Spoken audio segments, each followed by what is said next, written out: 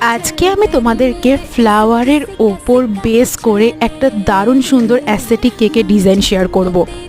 কেকটা ছিল 1.5 পাউন্ডের চকলেট ফ্লেভারের কেক। বেসটা ছিল চকলেটের আর বাইরেরটা আমি হোয়াইট ক্রিম দিয়ে খুব সুন্দর করে করেছিলাম। দেন ওপর দিয়ে কিছু গোল্ড ডাস্ট সরিয়ে দিয়েছিলাম। সত্যি কথা বলতে যে কোনো কালারের থেকে না হোয়াইট ভীষণ এলিগেন্ট লাগে দেখতে।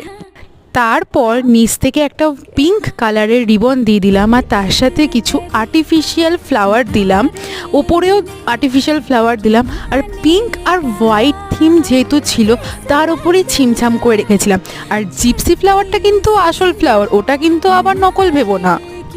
এই ফ্লাওয়ার দিয়ে ছিমছাম কেকটা না আমার ভীষণ পছন্দ হয়েছিল। এই ফ্লাওয়ারের সাথে কেকের যে অ্যাস্থেটিক একটা ভাব না, ওটা তোমরা না কেক কাটার সময় মনে হবে যে কেকটা কাটবো না, এতটাই সুন্দর লাগছিল। কেকের রিভিউটাও তোমাদের সাথে শেয়ার করলাম, কেমন লাগলো জানিও।